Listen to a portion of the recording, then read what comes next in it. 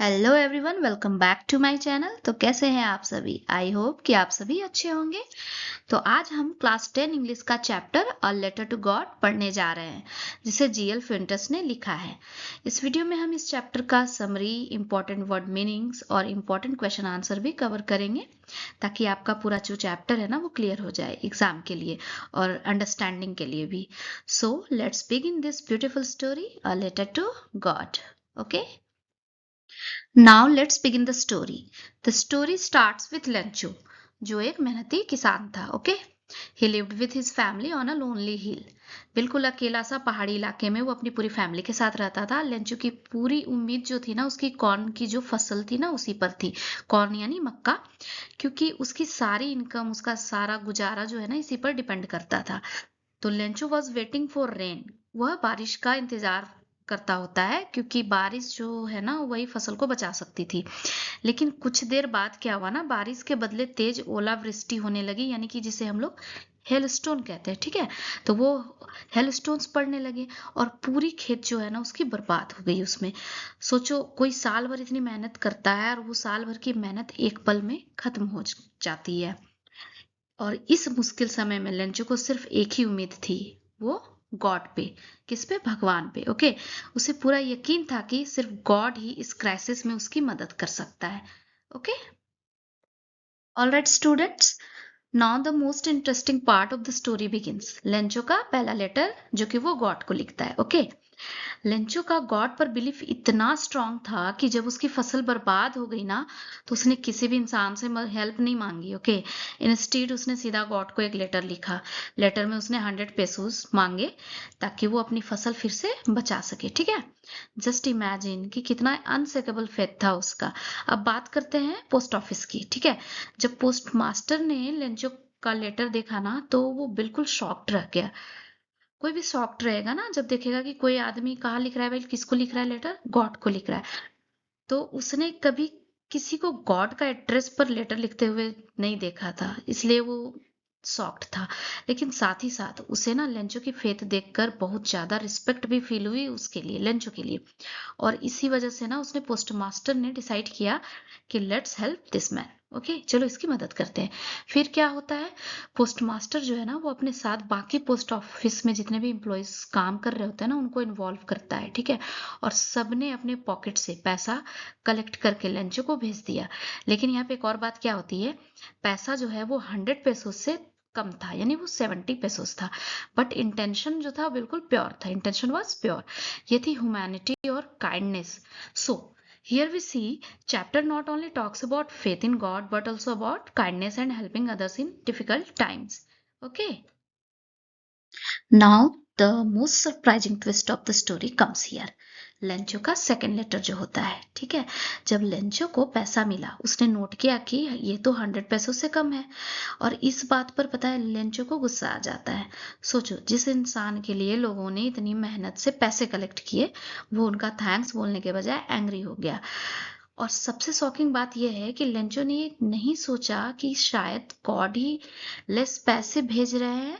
उसे पूरा यकीन था कि गॉड जो है ना कभी गलती नहीं कर सकता.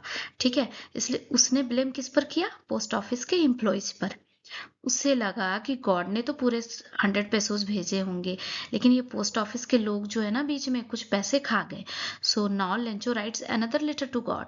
और लेटर में वो क्लियरली लिखता है कि नेक्स्ट टाइम पैसे जो है ना पोस्ट ऑफिस वालों के थ्रू मत भेजना, ये लोग सारे चोर हैं. ठीक है, मतलब the same people who helped him, वही उसकी नजरों में अ बंच ऑफ क्रूक्स बन गए. सो यहाँ पर स्टोरी जो है ना एक स्ट्रॉन्ग मैसेज देती है. कभी कभी हम फेथ में इतने ब्लाइंड हो जाते हैं कि सच और गलत जो होता है ना उसको देख ही नहीं पाते, और जिन्होंने हमारी मदद की है हम उन्हें ही गलत समझ बैठते हैं. ठीक है, so let's quickly look at some important vocabulary from today's chapter. Okay, सबसे पहले कुछ जरूरी शब्द जो हैं जिनके मीनिंग्स और उनके कंटेक्स्ट समझते हैं. जैसे कि हेलस्टोन्स, जिसको हिंदी में हम लोग ओले बोलते हैं. These hailstones destroyed the crops. ठीक है, सॉलिटरी यानी एकांत, अ लोनली हिल, बिल्कुल अकेली पहाड़ी.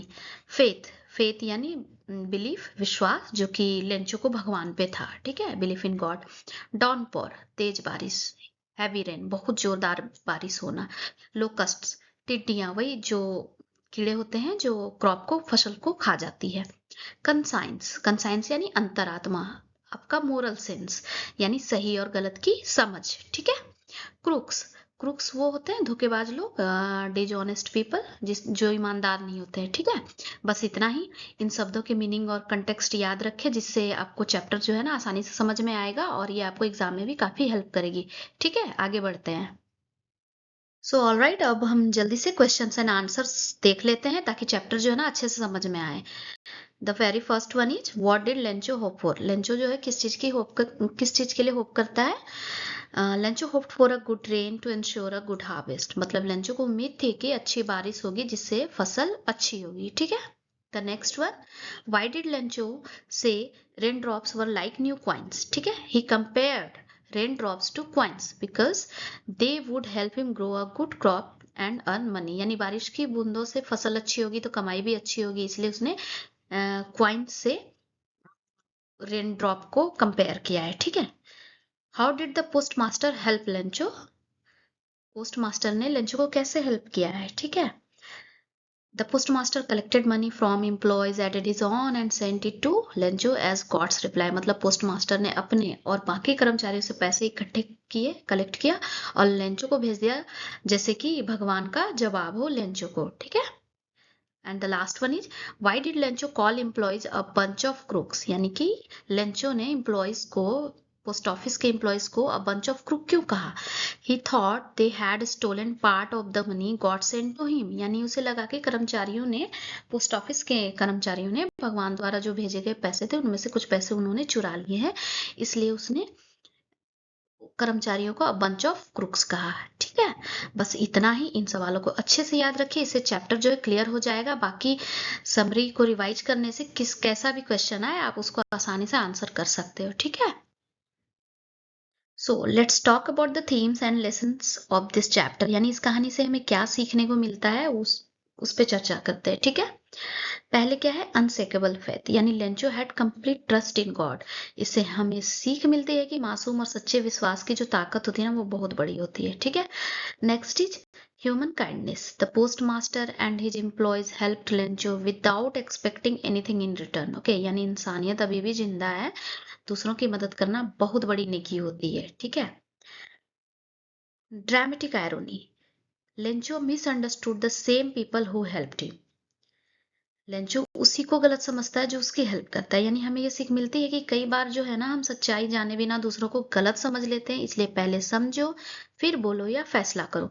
So overall this chapter teaches us faith, kindness and the importance of correct perception, okay, यानी विश्वास रखो, मदद करो और किसी को जज करने से पहले पूरी सच्चाई जानो, ठीक है।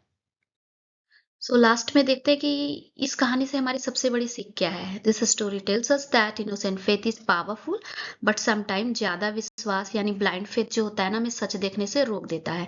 लेंचो का भी भरोसा इतना गहरा था कि उसने भगवान के काम के पीछे इंसानियत की भलाई को नहीं पहचाना। The postmaster and his team helped him with kindness, लेकिन लेंचो ने उन्हें गलत समझ लिया, ठीक है। So the lesson is have faith but also learn to see the goodness around you, विश्वास रखो लेकिन अपने आसपास की अच्छाई को भी पहचानना जानो, ठीक है। सो इस चैप्टर में जो है बस इतना ही है हमें पढ़ने को। Thank you for watching. अगर ये वीडियो आपको हेल्पफुल लगी हो तो लाइक, शेयर और सब्सक्राइब जरूर करें और कमेंट में बताएं कि आपको इस चैप्टर से क्या सीख मिली। तो मिलते हैं नेक्स्ट वीडियो में।